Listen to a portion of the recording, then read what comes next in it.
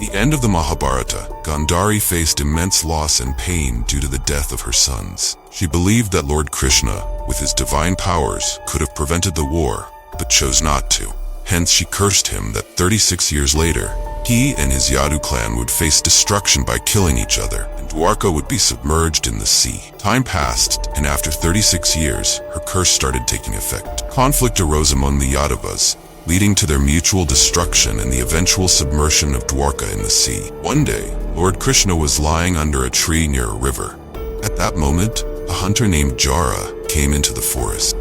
Seeing the red, glowing sole of Krishna's foot, Jara mistook it for a deer and shot a fatal arrow. When he realized that his arrow had pierced Lord Krishna's foot, he was filled with deep sorrow and regret. Realizing his mistake, he begged for forgiveness, saying, "O Lord, forgive me, for I have committed a grave sin unknowingly. Even death would be a small punishment for this sin." Lord Krishna consoled him, saying, "Jara, you have committed no crime.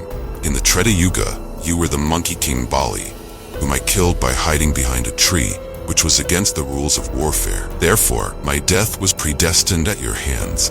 You are free from this guilt."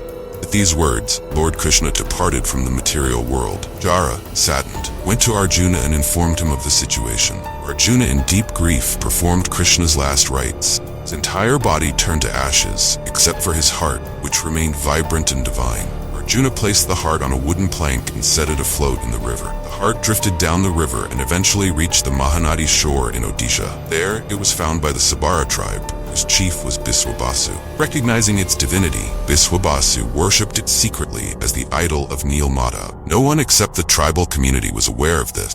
At that time, there was a king named Indradyumna in Avantika, Ujjain, who was a devout follower of Lord Vishnu and always eager for a glimpse of the divine deity.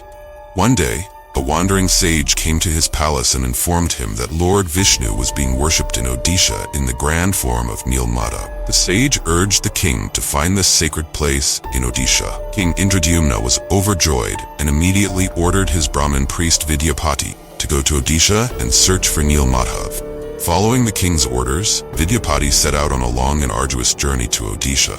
Upon reaching Odisha, Vidyapati learned through secret sources that the leader of the Subhadra tribe worshipped Nilmadhav in a hidden cave. Vidyapati arrived at the forest on the banks of the Mahanadi, where the Subhadra chief Vishwakarma welcomed him. Vidyapati requested Vishwakarma to show him the place of divine worship, expressing his deep faith. Vishwakarma initially refused, but eventually agreed on the condition that Vidyapati would go blindfold. Vidyapati cleverly dropped mustard seeds along the way to remember the path to the hidden cave. Upon reaching the cave, Vidyapati was mesmerized by the divine image of Nilmadhav.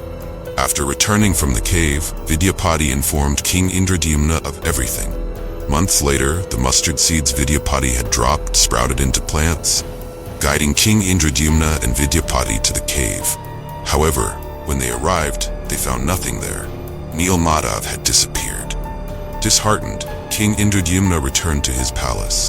That night, Lord Vishnu appeared in his dream and told him, "I cannot appear to you as Nilmadhav in this world. Go near the seashore, where a log of wood will come floating. I will manifest as a large, fragrant red log marked with the symbols of Shankha, Chakra, Gada, and Padma. Retrieve this log and carve 3 idols from it. Then you can worship me." Following this message, King Indradyumna went to the seashore, where he indeed found a floating log. However, despite numerous attempts, no one could lift the log. Finally, with the help of the tribal chief, the log was brought to the palace.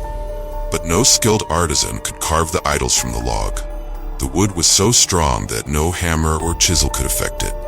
Disappointed, the king prayed to the divine craftsman, Vishwakarma, who appeared in the form of an old carpenter and agreed to carve the idols, but with the condition that he would work in a closed room for 21 days, and if anyone opened the door before the time was up, he would leave the idols incomplete. King agreed to these terms. Vishwakarma began his work behind closed doors, and for 15 days, only the sounds of tools could be heard. But after 15 days, when no sound was heard, the king became worried and insisted on opening the door, fearing the old carpenter might have died of hunger or thirst.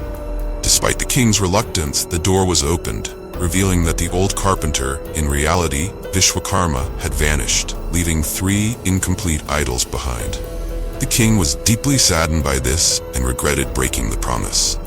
Hence, the hands and feet of Lord Jagannath are incomplete. When King Indradyumna approached the half-finished idols, he heard the sound of a heartbeat, realizing that the heart of Lord Krishna resided within the idol. The king then consecrated the idols, which are worshipped today in Jagannath Puri as Lord Jagannath, Lord Balabhadra, and Goddess Subhadra.